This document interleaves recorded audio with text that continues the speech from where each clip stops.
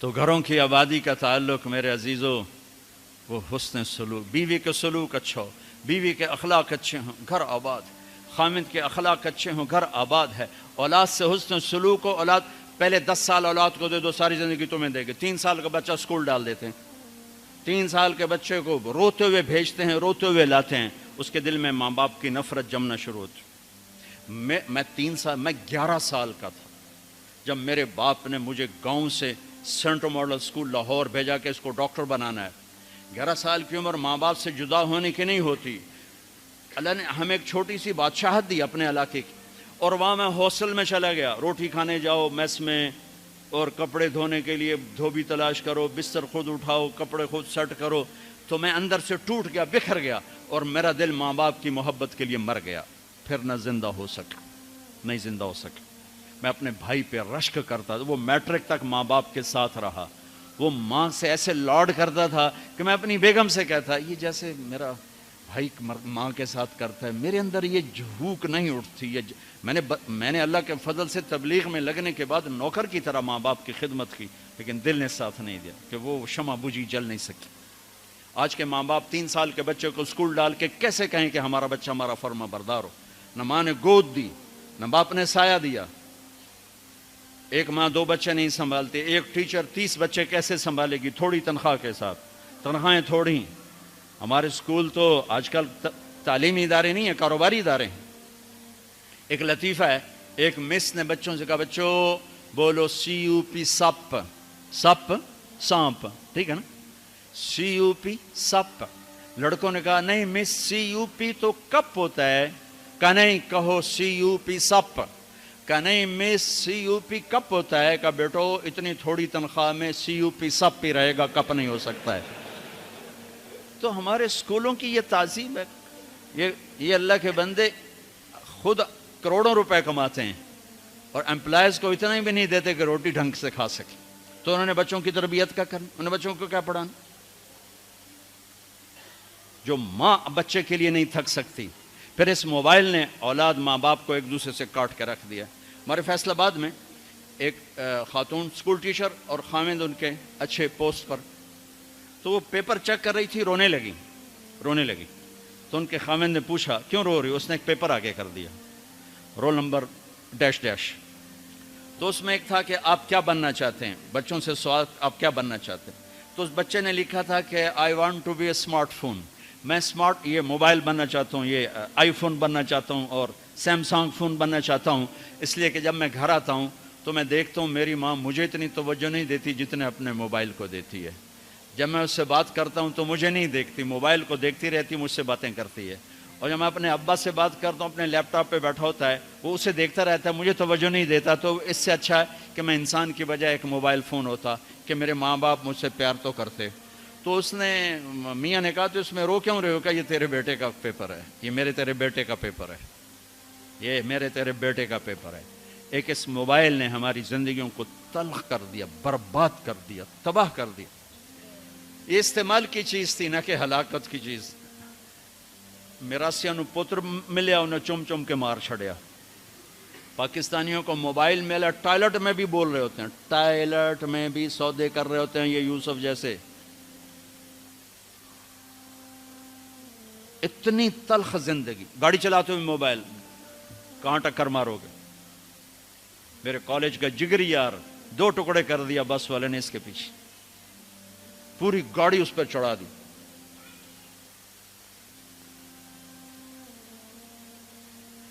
تو بھائیو میرے نبی کی زندگی سیکھو، زندگی سیکھو، زندگی سیکھو، زندگی سیکھو۔ تو یہ نکاح سے متعلق چند باتیں ہیں جو میں کہا کرتا ہوں، یہ عام طور پہ ہمارے سامنے نہیں ہیں۔ ضبط، برداشت۔ اگر زندگی کو نکھارنا ہے، ضبط کرنا سیکھو، برداشت کرنا سیکھو، غصے کو پینا سیکھو۔ یغلبن الکریم ویغلبہن اللئیم۔ اللہ اکبر۔ میرے نبی نے فرمایا اخلاق والے پہ بیویاں غالب آ جاتی ہیں اور بد اخلاق بیویوں پہ غالب آ جاتے ہیں۔ لأن أكون مغلوبا كريما أحب إلي من أكون غالبا لئیما، میں اخلاق والا بن کے بیوی سے دب کے رہوں، یہ مجھے پسند ہے اس بات سے کہ میں بد اخلاق ہو کر، کمینہ ہو کر بیوی پہ غالب آؤں۔ لئیم بد اخلاقی کی آخر جس کو ہم کمینہ کہتے ہیں۔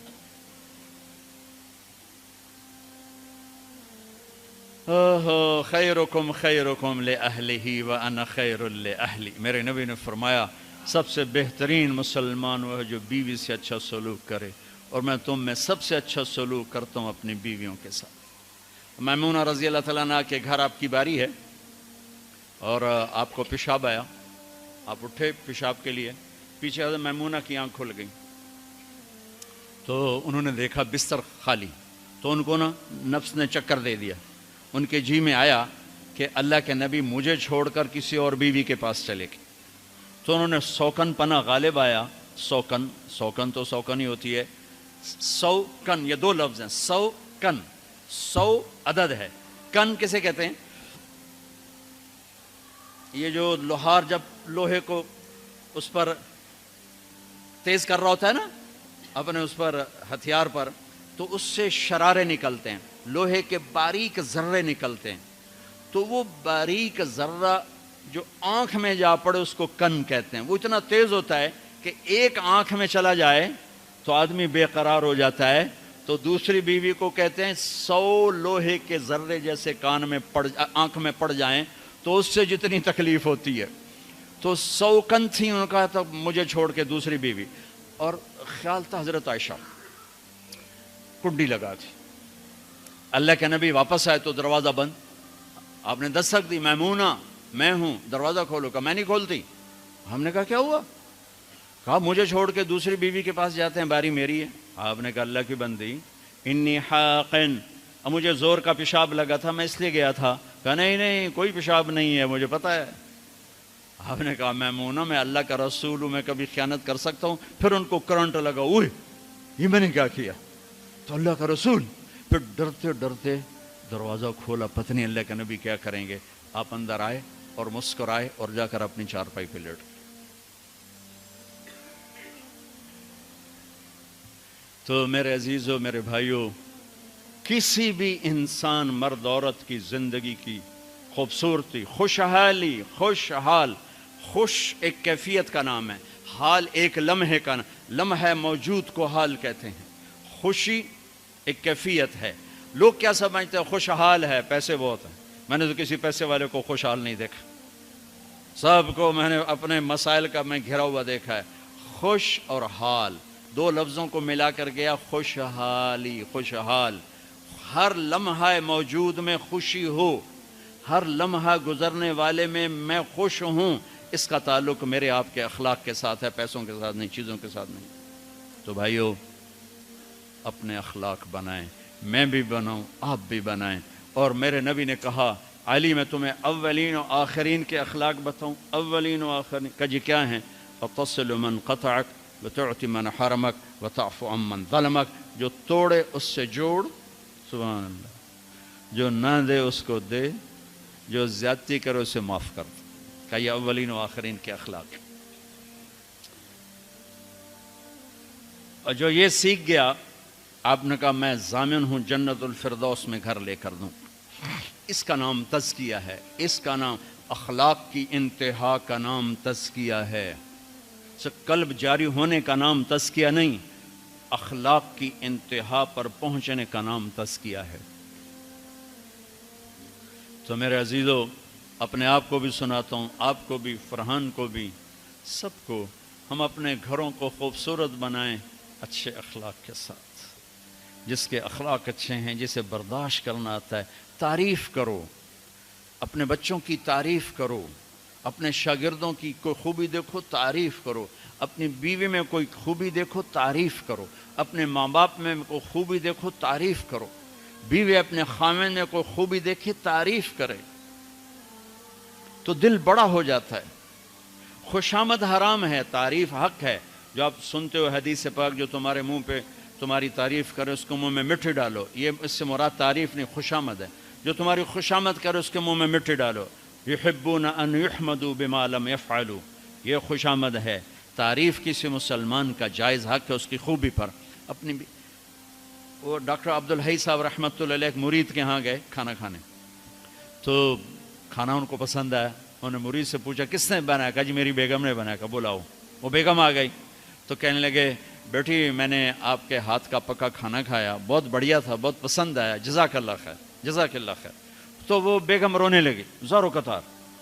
تو ڈاکٹر صاحب رحمۃ اللہ علیہ نے پوچھا بیٹی رونے کی کیا بات ہے؟ کہا حضور آپ کے مرید کے پاس 30 سال ہو گئے، 30 سال میں ایک لفظ کبھی میں نے اپنی تعریف کا نہیں سنا۔ دنیا کا بڑا بخیل انسان ہے جو کسی کی جائز تعریف بھی نہ کر سکے۔ تو بھائیو رشتوں کو پانی پلاؤ، حسن سلوک کے ساتھ، تعریف کے ساتھ، درگزر کے ساتھ، محبت کے ساتھ، شفقت کے ساتھ، سینہ کھلا رکھو۔ اللہ نے عبادات کے اشارے کیے، اخلاق کو تفصیل تفصیل تفصیل سے بتایا۔ تو اللہ تعالیٰ میرے بھی اخلاق اچھے کر دے، آپ کے بھی اچھے کر دے۔ اگر ہمارا علمی حلقہ حسن سلوک، حسن اخلاق اور زبان کی شدت سے نرمی پر آ جائے تو کیا سے کیا پھول کھل جائیں گے، کیا سے کیا گل کھل جائیں گے۔ اسی چیز کو اپنے گھروں میں زندہ کرنا ہے۔ ضحاکن بسامن، میرے نبی گھر میں ہنسنے والے تھے، مسکرانے والے تھے، اپنے گھر والوں کے ساتھ ایک عام انسان کی طرح رہنے والے، گھر میں جھاڑو دے رہے ہیں، اپنے کپڑے دھو رہے ہیں، کپڑا پھٹ گیا خود سی رہے ہیں، جوتا ٹوٹ گیا خود اس کو ٹھیک کر رہے ہیں۔ میرے نبی کا اپنے گھر کے یہ کام تھے۔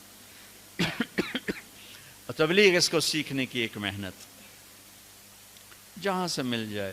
تبلیغ خوبصورت محنت ہے، تزکیہ کی ہے، اللہ کے نیک بندوں کی صحبت میں بیٹھو، جہاں سے بھی یہ دولت ملے اسے حاصل کرنے کی کوشش کرو۔ اور تبلیغ ایک اس وقت کھلا راستہ ہے، جاؤ گے تو اللہ تعالیٰ بہت کچھ نصیب فرمائیں گے۔ ارادہ کرتے ہیں انشاءاللہ۔ تو اب آپ ایک ماحول میں، ایک معاشرے میں ہو